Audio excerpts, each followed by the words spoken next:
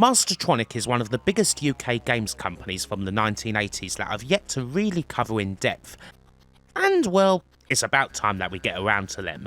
Mastertronic were game changers. They led the way in a new and instantly successful budget market for computer games, even if this was much to the distress of many other people in the industry. But Mastertronic didn't exactly care a lot if other companies liked them or not. From 1984 to 1987, they were right at the forefront and everyone else had to follow them, releasing a lot of excellent and very successful games at a knockdown price. But, of course, nothing lasts forever. This is certainly a rise and fall video as Mastertronic tried to capitalise on their success by ultimately expanding too much, but it also gives us the chance to look at one of the more intriguing failed ventures undertaken by a British software house. What if you took one of the world's leading microcomputers and stuck it in an arcade cabinet? You've got the machine's power, the convenience of being able to quickly swap games in and out. It's a nice option for arcade operators on a bit of a budget. Somebody clearly thought this was a fantastic idea. In practice, it didn't quite work out as well as hoped. And so this vid isn't just about Mastertronic, it's about Arcadia Systems, a venture and product that was all about taking the guts of a Commodore Amiga and using it for a multi-game cabinet, replacing the standard floppy disks with EEPROMs, and cutting production costs dramatically, seeing as an Arcadia game could very straightforwardly be ported to a regular Amiga, and vice versa. It does give us some interesting games to look at, and a chance to talk about said games from a proper arcade perspective. Let's get on with it. Before we get into the Arcadia games, we should have a little summary of the venture itself, and obviously, the company that started it up.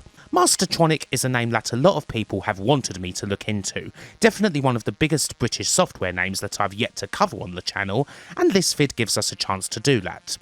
Set up in early 1984 by Martin Alper, Frank Herman, Terry Medway and Alan Sharam, a quartet of seasoned businessmen and running out of a block of offices in the then unfashionable Shoreditch's Paul Street, the London-based Mastertronic is a hugely important name. They weren't necessarily the very first company to dive into the budget game realm, but they were perhaps the first to have a business plan that centred entirely around it in a pretty aggressive manner, and their plan wouldn't just have great success, it would set up the template for every big budget-based company that followed them, whether it be Codemasters or Players or Atlantis or whoever. The founders of Mastertronic didn't come from much of a gaming background, nor were they particularly interested in games as anything more than a commodity to be sold.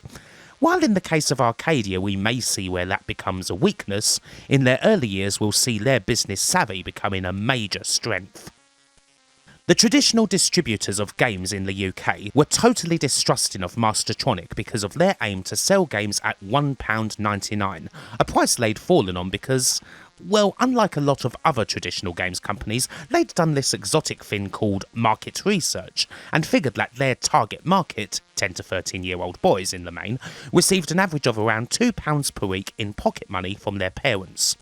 Traditional distributors hated this price point because it was £1 less than even the lowest of norms, and they felt that this price point would drastically cheapen the value of games across the board. So they wouldn't work with Mastertronic. However, Mastertronic basically cut out the middleman. They left the distributors and computer game shops behind and went to supermarkets, corner shops and chains such as WH Smith, working with them directly and selling their games through them. That enduring 1980s childhood image of going into the corner shop with your parents and being able to buy a computer game then and there? This is basically what Mastertronic created. The games were sold in big displays with the knockdown price front and centre, perfectly placed for an impulse buy, the child tugging at the dad's wallet, or buying a Speccy or C64 game as opposed to sweets or various other bits of tuck. The idea of going to a regular software shop, having a chat with or getting a recommendation from the knowledgeable staff working there, maybe even having a play of a game before buying it? Sod that. Just get whatever looks good on the cover and the screenshots, making a choice that's measured in seconds and not minutes. If the game that the kid buys ends up being a bad one, well, that's not much of a problem. In a week or so, the kid has enough money to buy another, and another, and another, and another. I think you can probably guess just what the established games industry thought of Mastertronic's approach to the market. The History of Mastertronic website features a great deal of press cuttings from the company's history, and if you look at the earliest ones you can see the scorn that other software houses and industry figures treated them with, including some familiar names.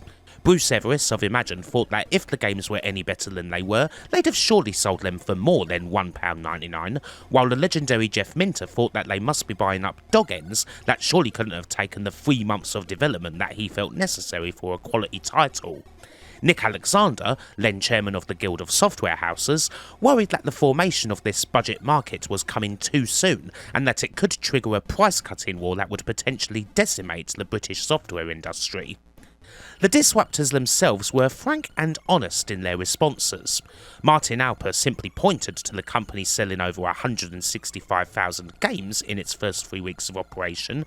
Alan Sharam proclaimed that the games could stand up against other people's products and pointed to the company's simple, quality games at an affordable price slogan, while Frank Herman happily admitted that they were a marketing company and didn't pretend to be anything else.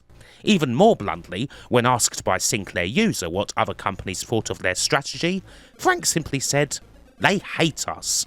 And well, he wasn't one, and magazines, certainly initially, largely bemoaned the disposable nature of Mastertronic's games and what that represented. But as time went on, well, it is funny to look at the 3 industry luminaries quoted just now and see what happened next. When Bruce Everis made that quote, Imagine Software had just tried, and failed, to decrease the cost of their tapes before spectacularly imploding months later, and the label's old games were one of the first sets of titles that Mastertronic brought up for re-release with Beau Jolly. Jeff Minter couldn't imagine people buying these cheapos as opposed to his stuff, and yet years later the almighty Yak, with Llamasoft experiencing some severe struggles, would, ruefully perhaps, end up working with Mastertronic, releasing Void Runner and Return of the Mutant Camels through them in 1987. As for Nick Alexander, well, he'd be at the head of Virgin Games and, actually we'll get to that bit of the story later. Even if Mastertronic were initially seen as an enemy of the traditional software industry, threatening to fill the humble corner shops of the land with spools upon spools of cheap, badly coded slop, with the highly charismatic Martin Aaargh being its most vocal leader, they quickly gained a big share of the entire UK market, and, well, it's not like anyone was able to beat them, they all had to join them. The other thing that may have been particularly galling is that, well, what sort of software were Mastertronic doing this with? What was the quality like? Well, it certainly wasn't spools of badly coded slop. While the initial 1984 wave of Mastertronic titles did include a few outright stinkers like the ultra-basic Alien Kill, the infamous Bionic Granny on C64, and the purely diabolical Voyage into the Unknown, with Martin Aaargh admitting that the quality of games ought to improve, by and large they did improve, and very quickly. A lot of the Spectrum, C64 and Amstrad titles that you've been seeing in this video, as B-roll, they're damn good games that are well remembered. You've got games like Caves of Doom, Feud, or the almighty 180 for example. That's a trio of specky gems right there. There's the David Jones Magic Knight quartet of Finders Keepers, Spellbound, Night Time and Stormbringer. All great, all cheapo. You think you can't get a fine RPG type game for this money? Well, what about the Darling's all-time C64 classic, Master of Magic? That's £2, and these are all original Mastertronic games, not re-releases. And hey, don't forget about those 2 brilliant Jeff Minter games we just saw, both awesome and both £1.99.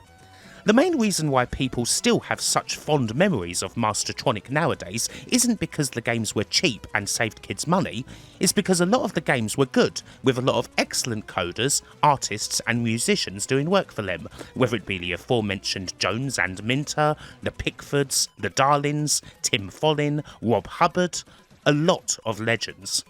My own personal memories include all sorts of titles that I loved dearly, the likes of Kronos, Rockman, Werewolves of London, Rockford, Destructo, Bronx Street Cop, plenty of Mastertronic from the corner shop.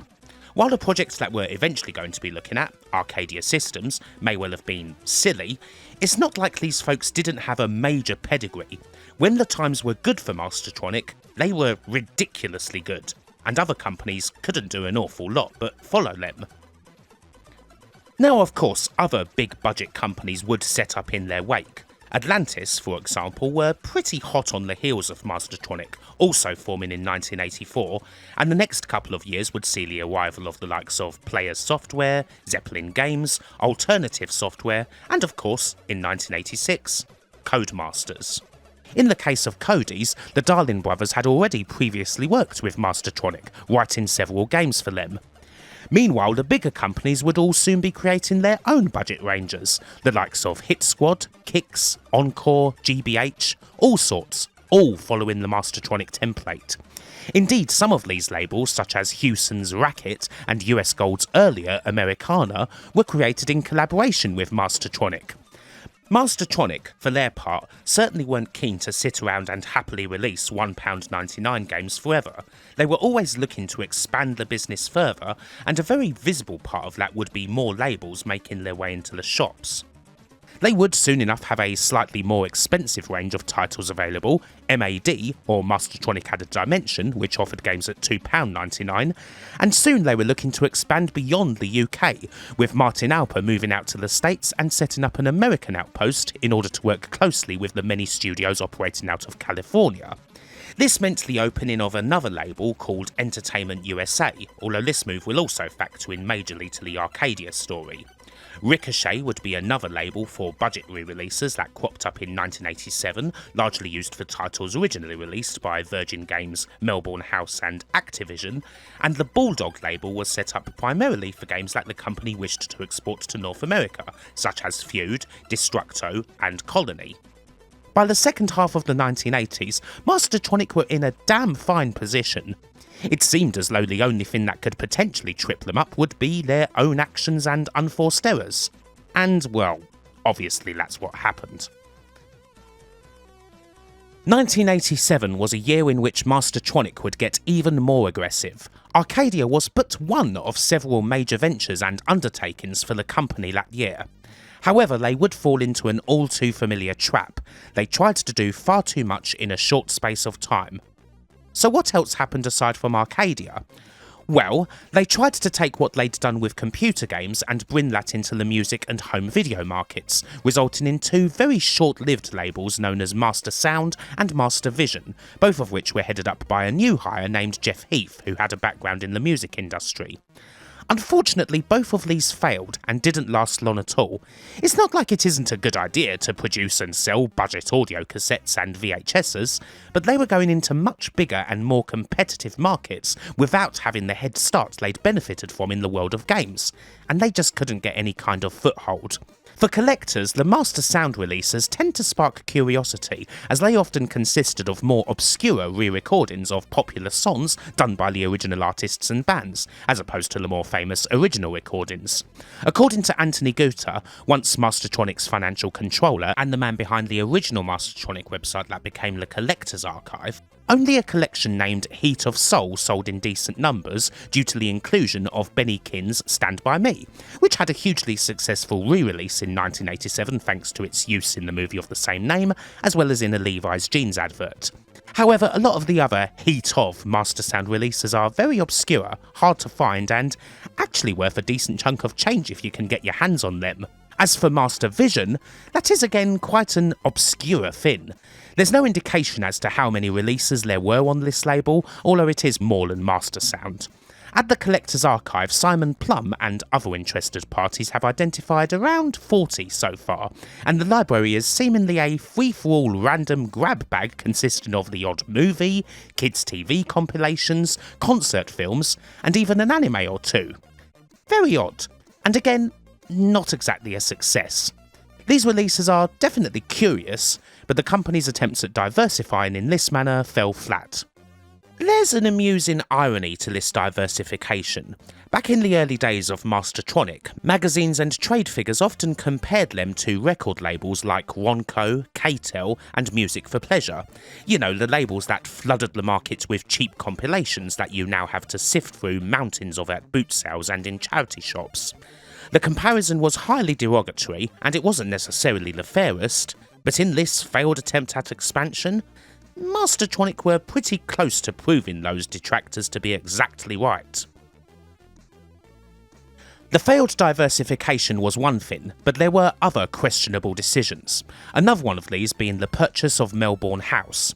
It cost around about $250,000 for Mastertronic to buy up Melbourne House, although the deal did not include the original Australian side of said company, that being Beam Software. The idea behind purchasing Melbourne House, in the main, was to give Mastertronic a credible label for entry into the full-price games market, ideally in sync with successful arcade releases on Arcadia, as well as access to some of the old publishers' hit games and IPs, including The Way of the Exploding Fist and The Hobbit. However, again referring to Anthony Guter's own history of the company, a big part of the deal centred around titles that Melbourne House were already working on. Ideally, these titles would have recouped the price of purchase. They did not, and a lot of those games ended up selling badly, or the projects were deemed unfit for release. This purchase did, in the end, prove to be a bit of a burden, although legal disputes and an agreement that Frank Herman made to pay the fees in instalments did help to soften the blow a little. It is hard to disagree with Guter's conclusions on this part of Mastertronic's history. Why did they choose to spend the money buying up the struggling Melbourne House when they could have instead spent that money on building up an entirely new label for full-price titles? As we'll get into later, making the move from budget into full price wasn't a bad idea at all come 1987, especially as the 16-bit market grew larger, but Mastertronic's execution, buying up something that was already existing instead of creating something new, wasn't the best way to go about it. There is another pretty big venture in 1987 that's worth covering, but we'll save that one for the moment because, well, what about Arcadia? The setting up of Arcadia was perhaps the costliest venture of the lot, certainly relative to its eventual success. According to an Ace magazine article from the brand's launch, it cost the company a good couple of £1 million to get Arcadia off the ground, including a deal with Commodore itself for the required Amiga chips. So how did the system work? Well, in its simplest version, Arcadia was mainly sold as a conversion kit known as the Arcadia Select System, compatible with the standard Jammer interface. The board itself was essentially an Amiga 500's motherboard, and games could be swapped in and out via the expansion slot. Just stick the game's one board in there, and away you go. This was the most simple one-play variation. Later versions of the Select system, such as Electrocoin's Electro Choice EGX, used 10-play. With this, you could have as many as 10 games inside of a single cabinet at any one time. I mean, it's hardly a bad idea, to be honest. There's absolutely a market for this sort of thing for operators. It helps the publishers out too, because making a home version of a game for the Amiga should be a piece of cake. It's a winner, the sort of thing that other companies would make and sell with dazzling success, whether it's Capcom's CPS-1 or SNK's Neo Geo MVS. However, the success of such hardware often depends on the games themselves, and unfortunately, this is where Arcadia ended up falling down hard. It's all well and good to be cheap, but in the world of arcades, even the cheapest deal is going to be majorly expensive if it's not actually making the operator any money. A very important thing to note about the whole Arcadia project, especially when comparing it to other multi-game systems like the ones we've just mentioned, is who it was aimed at. The idea behind this isn't just to put some souped up versions of games that British people might already know onto UK arcade floors and street locations. The big idea here is to break North America.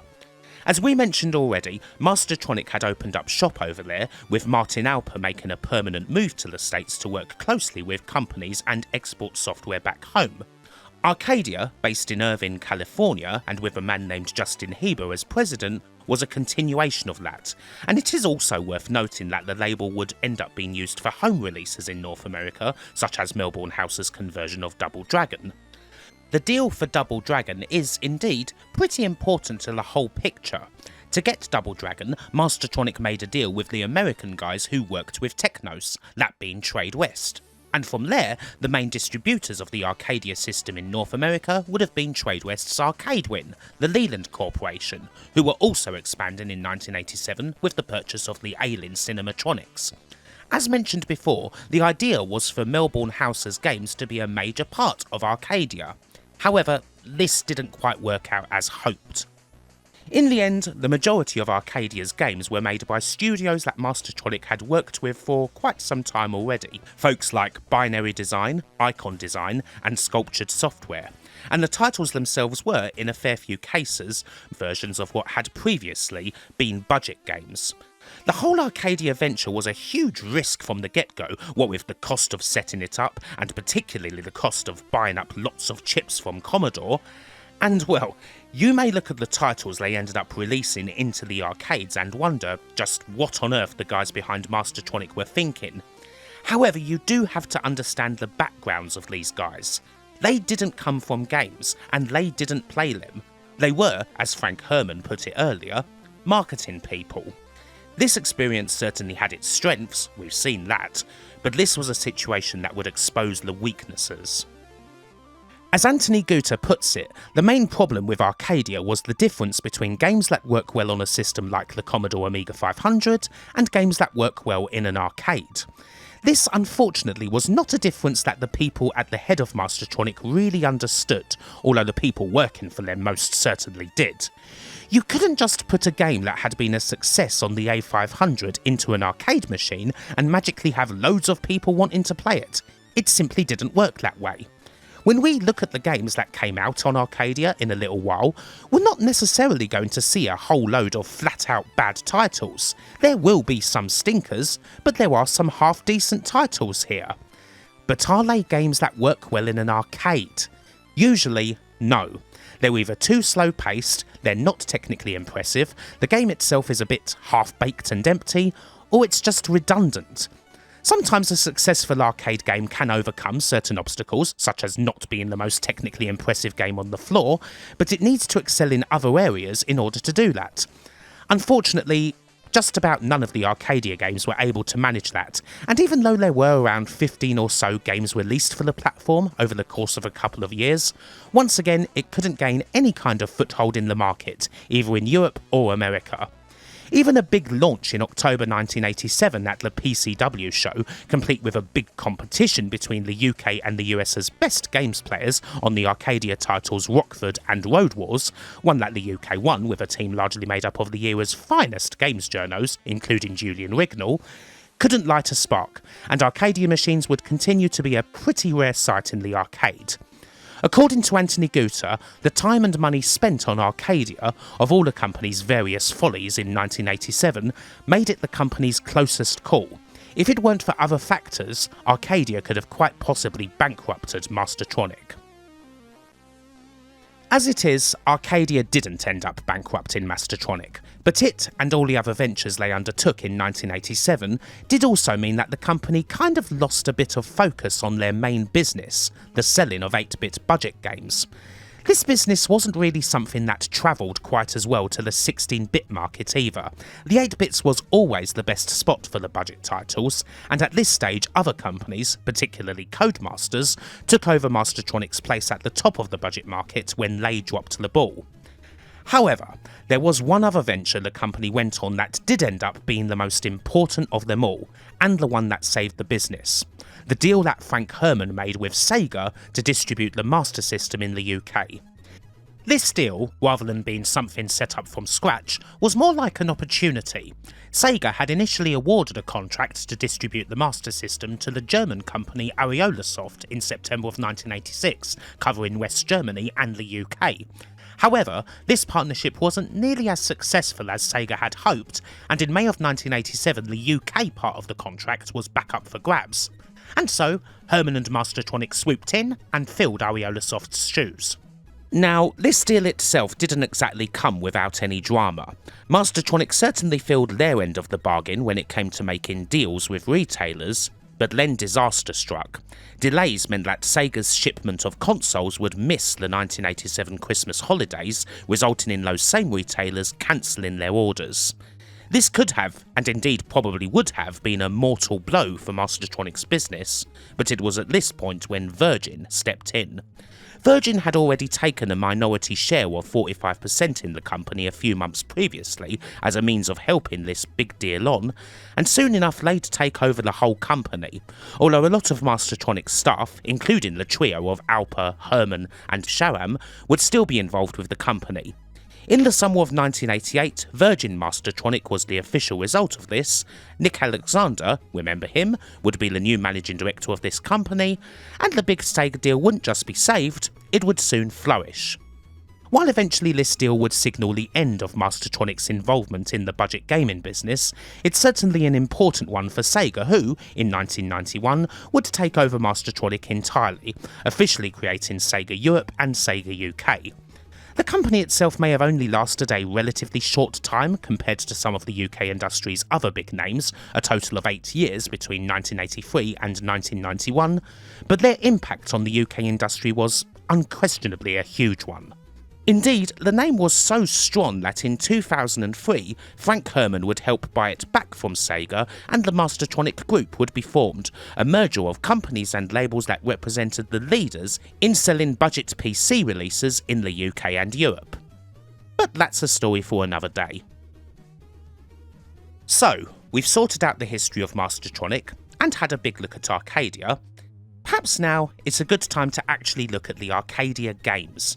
There'll certainly be chances later on to have a closer look at the games in Mastertronic's main library, but it should be fun to examine these obscurities that they decided to stick onto the arcade floor. Again, it's important to look at these titles from an arcade perspective. Some of these may well be fun enough just to play on their own if you fire them up in MAME. Hell, there's probably a couple of games here that you know already, probably not from Arcadia but from your Amiga or wherever you ended up playing them. But are they the sort of games that instantly grab a person's attention? What's the difficulty like? How long is someone likely going to play this game for, and is that too long for the money they've spent? How do these games compare to other contemporary arcade titles? More than anything, this is how the Arcadia titles need to be judged. Not all of the Arcadia titles are available to play on MAME, as it turns out. There's 16 games here that are fully playable on MAME, one of which most likely didn't get fully released. There's a few others that were supposed to get releases on the platform, but didn't for whatever reason. We'll look at those too. So, let's get to it. Appropriately enough, this alphabetical list of games starts with a simple yet impactful cry of agony. We kick things off with Aaargh! A sculptured software game from 1987 that was specifically made for the Arcadia hardware, but ported to most computers. This is a rather silly one. You pick either a big dragon or a cyclops and then go around each screen, laying waste to buildings and other assorted objects in search of a big egg that's in each level. Ideally you play this with a friend because then you'll be competing to find those eggs. Obviously, villagers, pterodactyls and the like will be trying to stop you, but you can sort them out either with a punch or, in the dragon's case at least, a nice bit of fire. This one's not too bad. It's got an appropriate level of amusement, at least, and having 2 buttons to play with does mean that it controls a lot better than the Amiga version. But yes, in many ways this is in the shadow of a much bigger and better title, that being Bally Midway's Rampage from 1986. Rampage is a good reference point, as it shows that you don't need to be the best looking game on the floor in order to have a hit. This wasn't a technical marvel in 1986 by any stretch, it doesn't even scroll, but that didn't matter in the slightest. In comparison, Aaargh just can't quite match up. If anything, it almost has too much of an end goal. Something which Rampage steadfastly avoided, basically presenting a sandbox that allowed you to let off steam and destroy buildings, or just fool around messing with the other players. This game is alright, but yeah, I'd rather play Rampage any day. It is appropriate that we see this game first, at least. Aaargh was, it appears, the first fully released Arcadia game, although it wasn't supposed to be. We'll go into that in a little bit.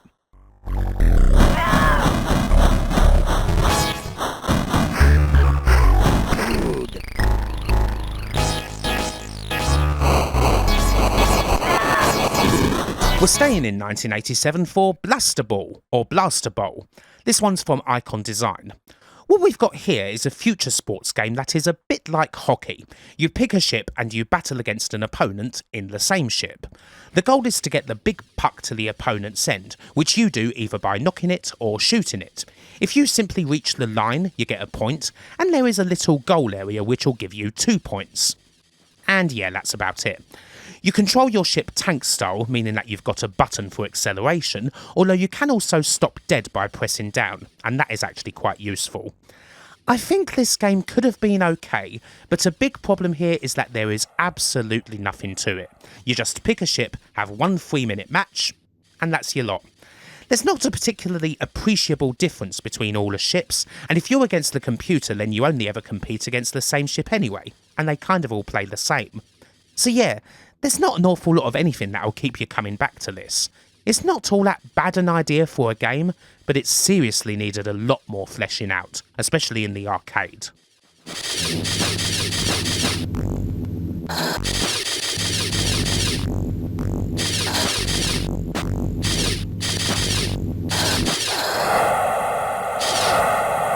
Now this next one is a bit intriguing. Delta Command from 1990. It doesn't appear as though this one was properly released. 1990 is pretty late for an Arcadia title, and this game wasn't discovered or dumped onto MAME until, I believe, 2013. Perhaps it was decided that it just wasn't really worth releasing it at that stage. Anywho, this game is better known on the Amiga as New York Warriors, made by Synergistic Software. For an Arcadia title, this one is actually quite fully featured, a classic sort of run-and-gunner where you administer justice through the streets of a post-apocalyptic New York, dealing with a whole load of various gangs, a lot of which take inspiration from the classic movie The Warriors, although you also get some others like ninjas, or perhaps funniest of all, the Ramboids, who all look a bit like Sly Stallone. So yeah, there's quite a lot going on here, and it is almost pretty good. I just really wish the game had an option to strafe.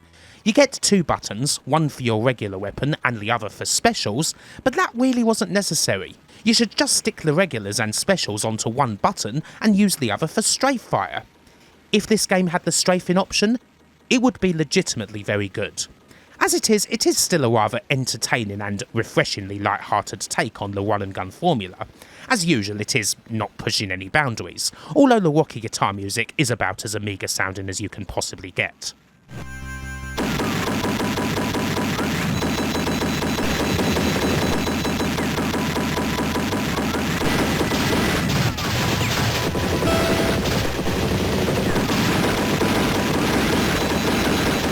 Next up is a game you may be familiar with, Leaderboard Golf. Although the name is the same as the original Access game from 1986, this 1989 release is actually based on 1988's world-class leaderboard, complete with the various improvements you'd find in that game in areas like putting, as well as changing the controls so it is entirely playable by joystick and suggesting what clubs to use. This is the first of a few sports games that we're going to see, and generally speaking, whenever you insert a credit in one of these, you get 3 minutes of time playing the title. Now, there's no disputing the pedigree of this game. Access's leaderboard titles are very good indeed, the best golf games that were available for quite some time. But while this arcade version is quite easy to just pick up and play, and it's actually probably a bit faster than you would expect it to be, it is once again not necessarily suited for the arcade floor. If I were to compare this to something like Incredible Technology's Golden Tee Golf, which came out in the same year, that's a much better feeling arcade golfing experience than this title. Leaderboard is the sort of game that you happily just put on and relax with for a nice little round, no matter how good or bad you are at it. And that's certainly a more preferable experience than just playing 3 flat minutes of the title in the arcade.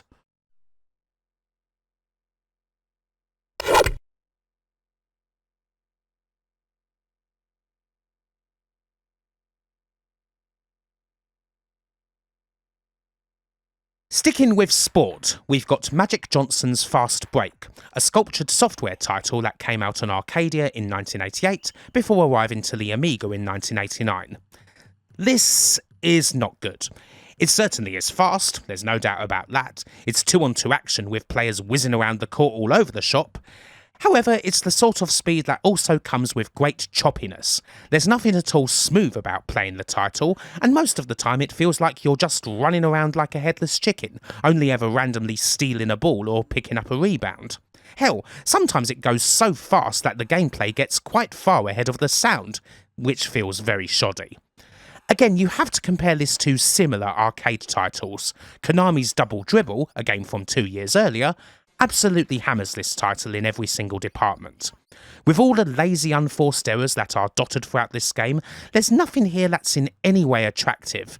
It's just a very poorly executed computer basketball game that has no business being on the arcade floor. If Arcadia was to be in any way successful at all, it needed considerably better games than rubbish like this one. It's not the worst Arcadia game though. We'll get to that soon enough.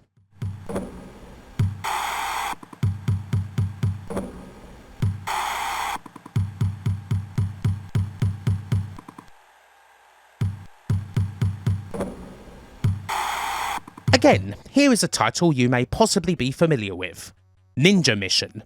Another title from Sculptured Software, and originally released in 1987, this game has some other forms. You may well have played this on 8-bit platforms, where it was simply known as Ninja.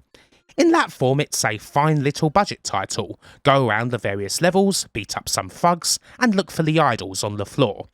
This 1988 Arcadia version is actually quite different from the Amiga release. There's no load times between screens, the fights go much faster, there's a bunch more sound added, and the backgrounds are a great deal more animated. Even still, by this time, Ninja Mission is a pretty antiquated feeling game. I mean, we're talking about a 1988 beat-em-up where the screen doesn't even scroll at all. We're right at the time when the beat-em-up screams towards the forefront of the arcade, with games like Vigilante making waves during this year. And again, that's a much better beat-em-up experience. Not to mention games like Double Dragon. A game like Ninja where everything just stops for every last fight and you've got those really old school feeling Yaya Kung Fu exploding fist type controls. Even with the presentation improvements, this is far too 8-bit budget for the arcades. The bells and whistles can't hide that, and by 1988 I'm afraid this title had long had its day.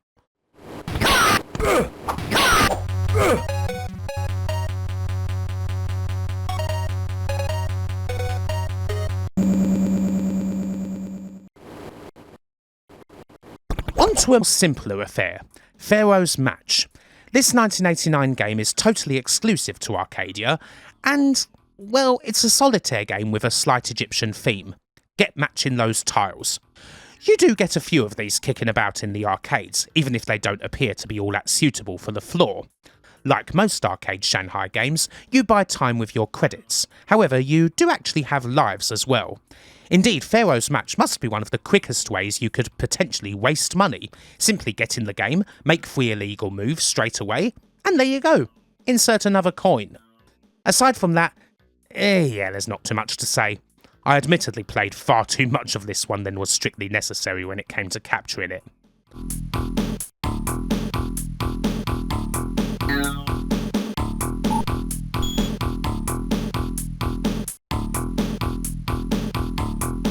Next, we've got Roadwars. This is exactly the sort of Melbourne house game that Mastertronic hoped would be a hit in the arcades when they bought up the studio, and of course, it wasn't, although it is probably one of the better known Arcadia games. This is an absolutely dumb as all hell game of racing, shooting, a bit of both I suppose. You play against another vehicle and you get points for blowing up enemies as well as knocking your opponent off. You can change your vehicle into a ball to help with this, as well as go past things like electric barriers. There's pretty much no ending to this. You just go through each stage, occasionally selecting a path to go down, until you go through all of them and the game loops. It's certainly got a lot going on, but really it's too much. The speed and the choppiness combined with the sheer amount of just random crap going on makes this game damn near unplayable. It should be noted that of the various Arcadia games, Roadwars has the most changes compared to its original Amiga version. A lot of the graphics and digitised sprites, particularly for your vehicle, are completely different, and there is a lot more going on here. This isn't a bad concept, but it's so poorly executed that you wish it had been made by a studio like Atari Games, who'd have likely made it a lot smoother, and probably wouldn't have made it so that your credits can potentially last as little as 10 bloody seconds once you get more than a couple of stages in.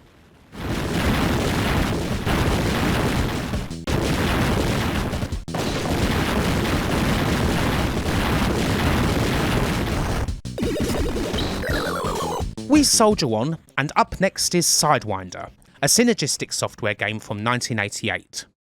As far as the Amiga goes, this is a fairly well-respected early-budget shooter. It's the sort of game that a lot of people do have fond memories of, even if it didn't take too long for other shoot-'em-ups to surpass it. In the arcade? Yeah, it's easy to see why a game like this wouldn't do much. It's a budget title that's going into one of the most competitive arcade genres in the late 80s. It doesn't play badly, and certainly has a decent difficulty level going for it, but in the arcade world this game just looks rather bland, and it doesn't have any music. While some cool sound effects do make up for that a little, whether it's the cheeky use of samples from things like Doctor Who, or that Amiga explosion sound, you know, the classic one you've undoubtedly heard many times if you're an Amiga fan, it's still a rather antiquated title indeed that is never going to stand out on the arcade floor. I suppose, however, we should be thankful that no one ever bothered to make an Arcadia version of the absolutely atrocious Sidewinder 2. Have you ever seen that one? Good grief, it's painful. It's a bloody shoot-'em-up construction kit game. As for the original Sidewinder, well, it's a similar story to a bunch of other games here. Not a bad game on the whole, but not a particularly good arcade one.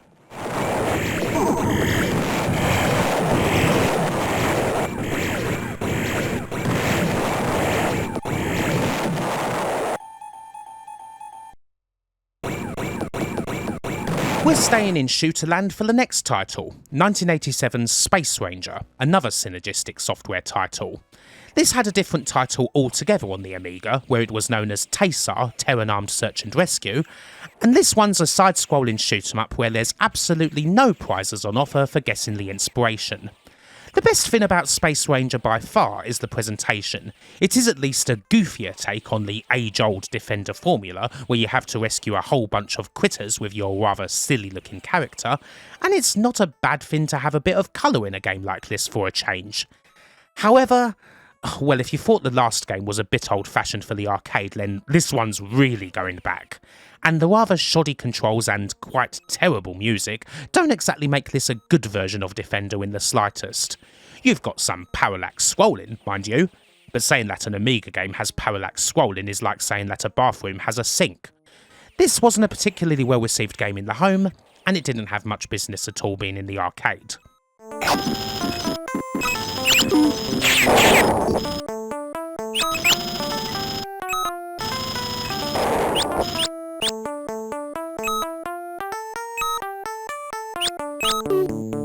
This next entry is going to cover two games in one, Sporttime Bowling and Sporttime Table Hockey.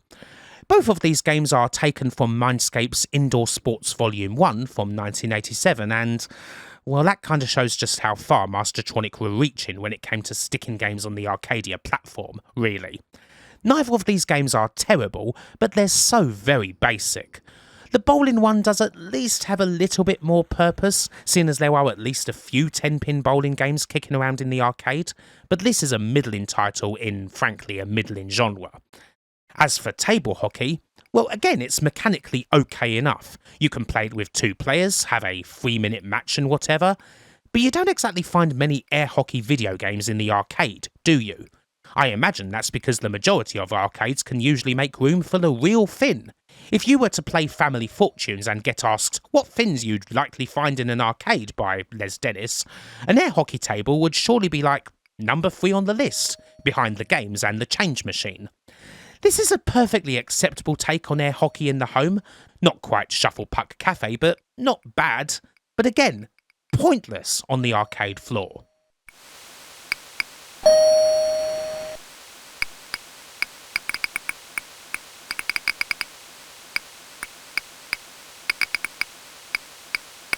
Sticking with a theme of games that don't exactly fit the arcade, anyone up for a bit of Reversi? This is Spot from 1990, certainly one of the last ever released Arcadia games, and it does indeed feature Spot of 7-Up mascot fame, who is obviously much better remembered from that bloody awful Cool Spot game reviewers seem to love for some completely unknown reason. This take on Reversi is a lot like the popular Othello variant, although here the 4 starting pieces are actually positioned on the corners of the grid as opposed to being in the middle.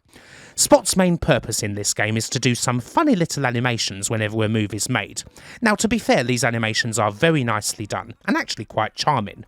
Other than that, well, I can at least appreciate Reversi, even if I am admittedly terrible at it. This is a perfectly okay take on it, even if I would again question it being in any way suitable for the arcade. The non-offensive nature of this game also very easily makes it the best title ever to feature 7-Up Spot, and I'm sticking to that.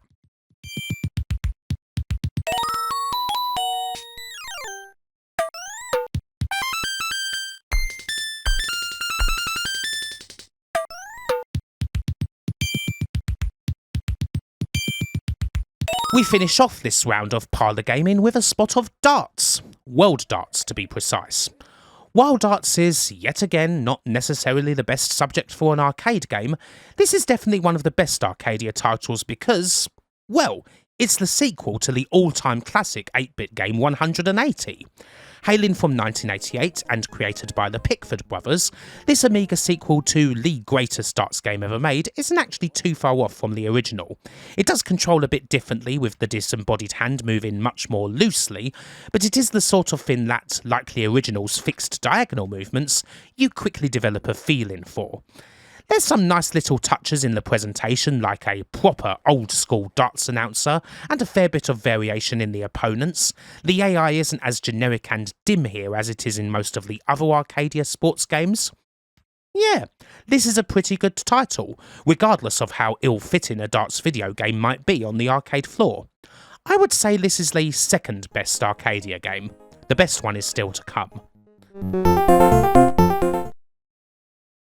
Player 1.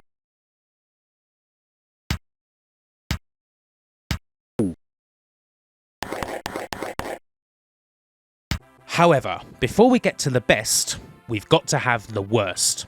It's expected that there would be a football game amongst this selection of titles, and Mastertronic picked a right peach here. World Trophy Soccer, a 1989 game from Nova Trade.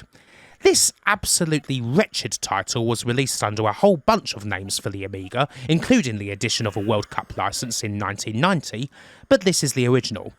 Now, this is the sort of game that's made to look fine in screenshots, but playing it reveals a broken mess. Again, it's just so choppy, more so than any other game we've seen even. The play is quite simplistic indeed. You pretty much just try to run forward with the ball, as there's no point whatsoever trying to pass it. The worst part of the whole thing is the sudden complete change in angle you get whenever you're in position to take a shot, or if the opponent is. Especially in the latter case, suddenly having to control a goalie in this situation is a hopeless endeavour, and chances are the opponent's going to score. This is just a horrendous effort, really. Releasing dreadful code like this makes the whole Arcadia project look like a complete and utter joke. It single-handedly exposes the lack of understanding that the people behind the project had. To reiterate Anthony Guter's point, while a lot of people understood the differences between an arcade game and a computer game at Mastertronic, the guys at the top didn't. And, well, this is a completely unacceptable computer game to begin with, let alone arcade. Complete garbage.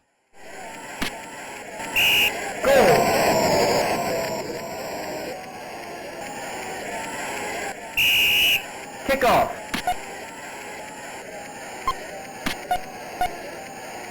Happily, we finish with the best game. It's 1988's Xenon by the almighty Bitmap brothers. The original Xenon is a rather different beast from its more famous sequel, but for me it's the much better game. Here you can switch between a jet and a tank to deal with the various enemies, and you tend to do so quite rapidly, as there's plenty going on. You've got lots of power-ups, some absolutely cracking music, and although it's not graphically amazing by arcade standards, the gameplay is most certainly there. It fits nicely in with other jet-tank arcade shooter hybrids, and this is definitely more arcade appropriate than any other Arcadia title. It's got that nice balance of difficulty, as well as having just the right amount of speed and action, especially compared to some of those other Arcadia games that are way too fast and choppy. Going by anecdotal evidence, it seems as though people who actually saw Arcadia System arcades in the wild usually saw Xenon winning on them, so it wouldn't surprise me if this was the most successful game in the whole line. Definitely still a winner, as far as I'm concerned.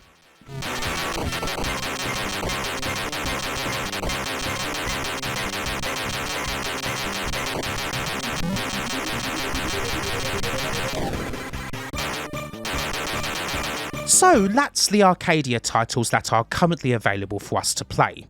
However, there are a few other loose ends to tie up, games that should have been released on Arcadia but for whatever reason were not. Although in at least a couple of cases, we do have an example of the game available to play on the Amiga. The most intriguing place to start here is with a game called Rockford. Now, I've got some lovely memories of this game. It's a Boulder Dash type affair, indeed a game that's basically a licensed sequel, seeing as the character's got the same name as the original's hero, where you pick from one of 5 different worlds and try to make your way through these sets of rather challenging levels. You can be a hunter, a chef, a cosmonaut, a doctor, or a cowboy. I played a lot of this back in the day on the ZX Spectrum, but it was originally a 16-bit title. Now, if you're familiar with Rockford, you probably know that its full title is Rockford, the arcade game. But where's the arcade game in question? It's certainly never been dumped anywhere, not at all playable in MAME. The Arcadia version of Rockford was even reviewed in magazines such as Crash and Zap64, so it's definitely out there somewhere. But for whatever reason, it never actually got released. This feels like quite a big deal. Rockford was the other big launch title for Arcadia, set to be released alongside Roadwars. This was the opening partnership that was given column inches in all of the mags, the 2 games that those US and UK video game teams played as part of a launch event at 1987's PCW show, and yet this one is missing. Hell, Rockford is, unlike basically every other Arcadia title, actually a game with proven arcade pedigree, thanks to arcade versions of the original Boulder Dash. It's all rather odd. Some things can possibly be pieced together. According to both magazines and anecdotal evidence, reviews for both Rockford and Roadwars in location testing and at the PCW show were wholly negative. The games were deemed very unenjoyable and they crashed a lot. Both were taken back to the drawing board, meaning that eventually Aaargh was the first released Arcadia game. Or so it's claimed anyway. A second version of Arcadia Roadwars came out a bit later, which we've seen. And does this explain the big differences in that game's Amiga and Arcadia versions? And maybe the Arcadia Rockford was just plain scrapped altogether. It's not confirmed, but it really doesn't seem like it got any kind of release at all. What we have on the Amiga is close to it, at least. According to the Big Book of Amiga Hardware, the Amiga version's graphics are exactly the same, although the program itself was rewritten, so there'd have surely been some differences. Hopefully the arcade version appears someday. Rockford is a perfectly okay Boulder Dash game with a few little additions to the formula, and seeing as I have a pretty soft spot for the title, I'd love to see it.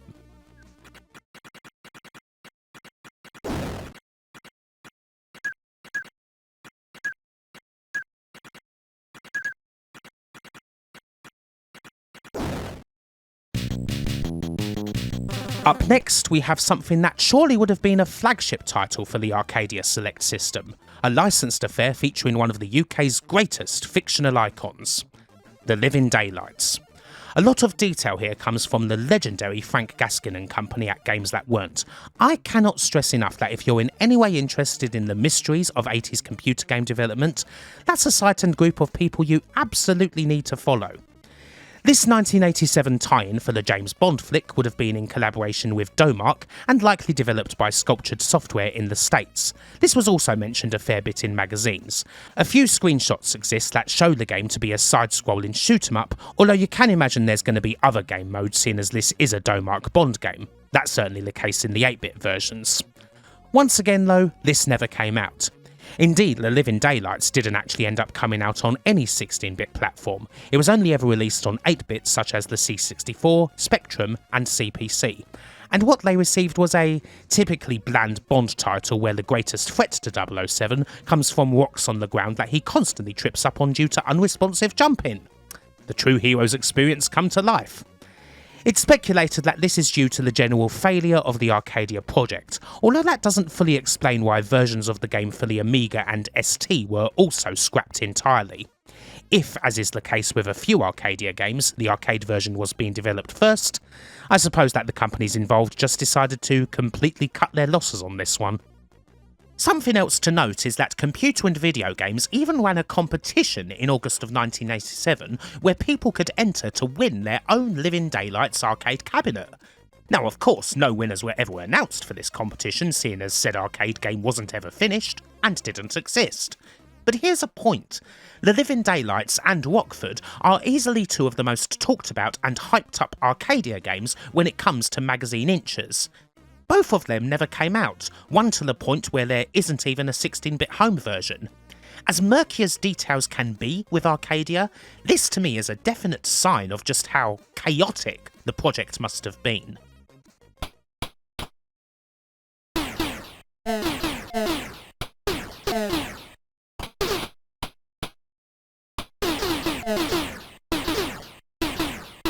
We had a whole bunch of parlour games in the list of released Arcadia games, so it makes sense that there's one for Paul that, for whatever reason, is not currently available. One presumes, again, that this 1987 Icon design title never actually got a release on Arcadia. Judging by the Amiga version, it's, a pretty standard top-down Paul game. It's controlled by the mouse here, which obviously wouldn't have been the case on the Arcadia version, and you do get a big old graphic for setting your spin and power. Now to be honest, I think this is kind of pointless. I'd prefer to be able to see the shot I'm actually doing whilst I'm trying to judge the spin, as opposed to having a massive white ball in front of my face.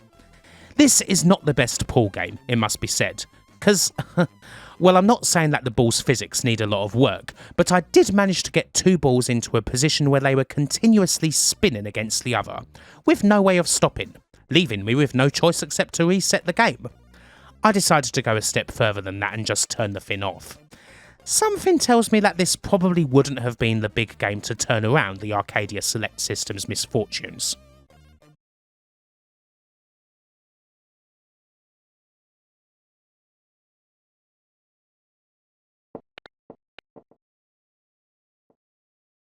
Finally, we do have this flyer from late in the life of Arcadia. This is for a machine called the Electrocoin Electro Choice EGX, Electrocoin being one of the main distributors of arcade games in the UK. This flyer advertises a bunch of games that are available for it. Most of them we've covered already, but then there are a couple of rather odd ones. What on earth is Mr. Do 190, for example? Well, it's a version of Do 1-1, the fourth and final game in Universal's legendary Mr. Do series, originally from 1984. This is a nice little arcade game with the classic Mr. Do formula of eating dots and crushing enemies, complete with a bit of kicks thrown in. Electrocoin themselves, 6 years after the original, released their own version of Do 1-1 for the Amiga and Atari ST. Presumably this version is what would have appeared on Arcadia as opposed to the original. However, the Arcadia version is currently undumped and lost. Judging by this Amiga version, it's a very lousy take on the game where the movement is just very wrong indeed. You really feel fixed to a grid, to the point where you get a lot of deaths that just shouldn't occur at all.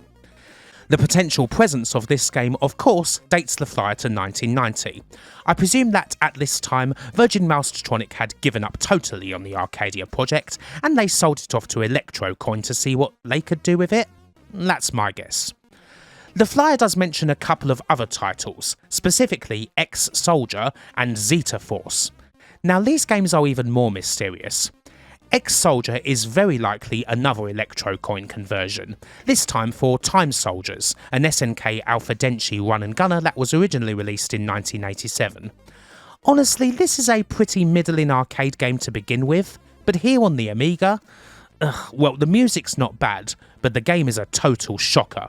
It's a thoroughly unbalanced mess. Again, it's so damn hard to hit anything because you can't even strafe, and you only get one life.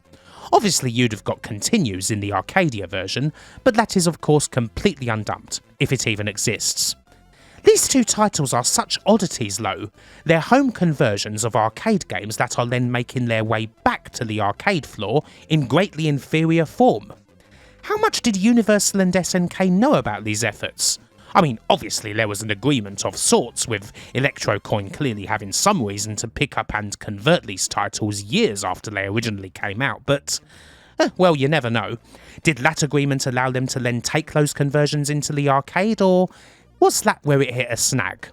We are in quite murky territory here, and the Electro Choice EGX is a pretty rare cabinet, to say the least. And what about Zeta Force?